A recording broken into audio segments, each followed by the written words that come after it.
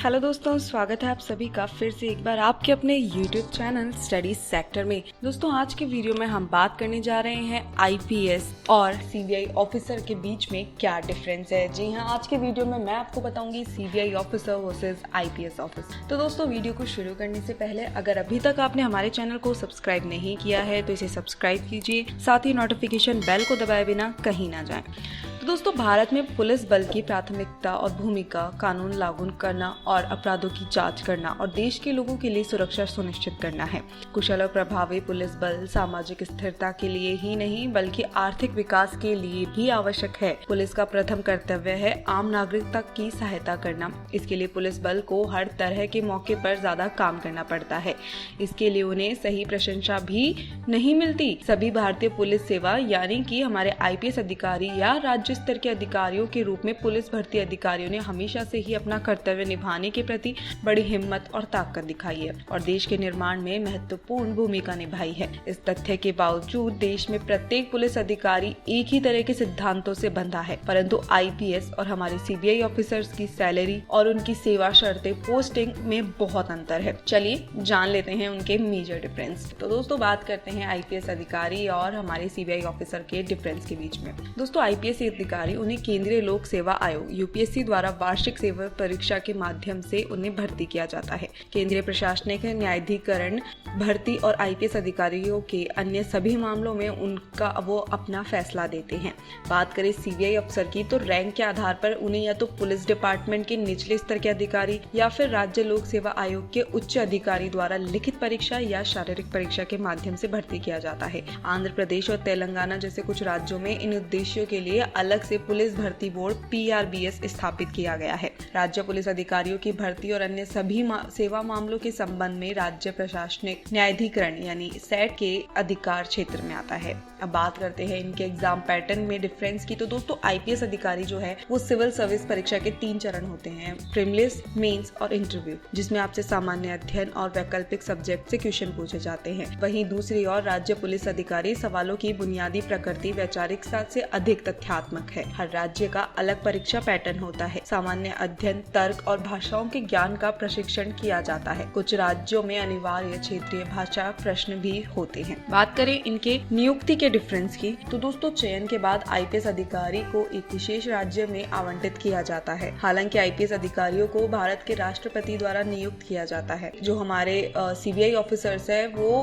राज्यों के राज्यपाल द्वारा नियुक्त किए गए वे राज्य की सरकार के पूर्ण नियंत्रण में होते हैं। सीबीआई अफसर जो हैं उनकी पोस्ट जो होती है वो काफी ज्यादा बड़ी होती है। सीबीआई अफसर जो है वो केंद्रीय जांच ब्यूरो होते हैं जो भारत की प्रमुख जांच एजेंसी होती है, जो कार्मिक लोक शिकायत और पेंशन मंत्रालय के अधिकार के क्षेत्र के तहत सीबीआई का नेतृत्व निदेशक द्वारा किया जाता है। सीबीआई को कई आर्थिक अपराधों, विशेष अपराधों और भ्रष्टाचार के मामलों में अन्य हाई प्रोफाइल मामलों की जांच के लिए जाना जाता है। सीबीआई अफसर बनने के लिए आपको एसएससी का एग्जाम देना होता है। सीबीआई में सीधी भर्ती सिर्फ सब इंस्पेक्टर रैंक के लिए ही होती है और ये भर्ती एसएससी सीजीएल की परीक्षा के द्वारा आयोजित की जाती है। चलिए अब आगे बात करते हैं हम आईपीएस अधिकारी की सैलरी की। तो दोस्तों, आईपीएस के वेतन और पेंशन कैडर राज्य के खजाने से दी जाती है। पूरे देश में आईपीएस अधिकारियों का एक समान वेतनमान है, चाहे वो किसी भी राज्य में तैनात हो। गृह मंत्रालय में पुलिस डिवीजन सभी आईपीएस कैडर नियंत्रण और नीतिगत फैसलों जैसे कैडर संरचना,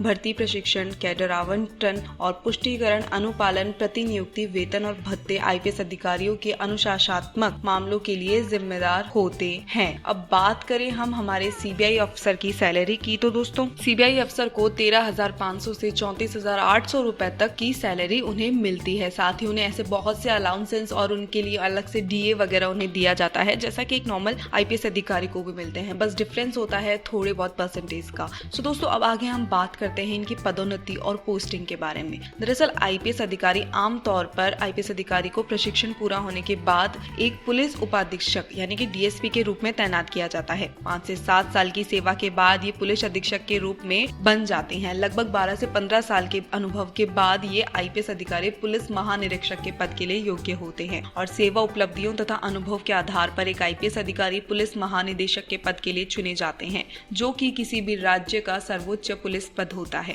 कैडर राज्यों के अलावा आईपीएस अधिकारी प्रतिनियुक्ति पर केंद्र सरकार की भी सेवा करते हैं। इस अवधि के दौरान वे केंद्रीय पुलिस बलों यानी कि केंद्रीय जांच बलों CBI में भी सेवा करते हैं और विदेशों में देश का प्रतिनिधित्व करते हैं। तो CBI में प्रमोशन जो होता है वो उनके रैंक के बेसिस पे होता है, जिसमें आप पहले SP, फिर DIG, फिर जॉइंट डायरेक्टर, फिर एडिशनल डायरेक्टर, फिर special director and then director होते हैं। कुछ इस तरीके से आपका जो प्रमोशन होता है वो रैंक पर डिपेंड करता है। तो इसकी रैंक के आधार पर आपको CBI के अंदर आगे बड़ी बड़ी पोस्ट मिलती रहती है। सब इंस्पेक्टर से inspector, deputy superintendent, additional superintendent, then superintendent and then senior superintendent आप बनते हैं। सो दोस्तों ये तो हमने बात कर ली इनके प्रमोशन की। अब बात करते हैं इनके निलंबन और बर्खास्त। दोस्तों IPS अधिकारियों के संबंध में राज्य सरकारों को एक IPS अधिकारी को निलंबित करने का अधिकार है, जबकि बर्खास्त करने का और हटाने से संबंधित मामलों को केंद्र सरकार के द्वारा निपटाया जाता है।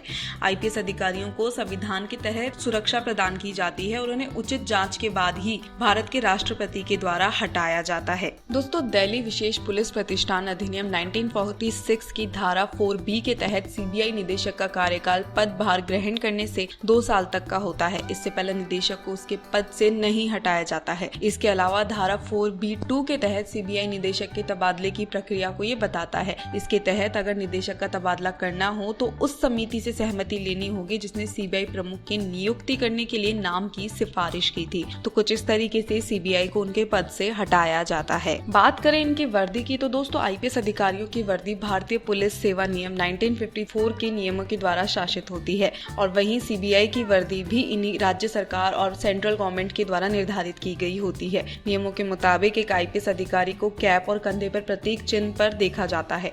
वहीं दूसरी तरफ जो होता है CBI की जो वर्दी होती है उन्हें ज्यादातर सिविल यूनिफॉर्म्स में ही देखा गया है, बट उनकी वर्दी भी जैसा आपको इस इमेज में दिखाई दे रहा है कुछ इस तरीके की होती है। सो दोस्तों ये मैंने आज आपको बताया है एक IPS और एक CBI ऑफिसर के बीच में जो मेजर डिफरेंस होता है उसके बारे में। मुझे उम्मीद है कि मैंने जो ये डिफरेंस बताया है उसमें किसी प्रकार की कोई गलती नहीं है या फिर किसी प्रकार की कोई कमी नहीं है। फिर भी अगर कोई कमी या मुझसे कोई गलती हो जाती है देन प्लीज मुझे कमेंट करके बताएं ताकि मैं कोशिश करूं अपने आप को और आप तक एक सही इन्फॉर्मेशन पहुंचाने की। सो दोस्तों आज के लिए फिलहाल इतना ही। अगर आपने अभी तक इस चैनल को सब्सक्राइब नहीं किया है देन किसका वेट कर रहे हैं, सब्सक्राइब कीजिए, नोटिफिकेशन बेल को दबाइए, साथ ही हमारे सोशल मीडिया हैंडल्स पर हमें फॉलो करना ना भूलें जिसका लिंक नीचे डिस्क्रिप्शन में है। और वीडियो पसंद आया हो तो इसे लाइक करें, दोस्तों के साथ शेयर करना तो बिल्कुल ना भूलें। मिलती हूँ आपसे अगले वीडियो में, तब तक के लिए धन्यवाद।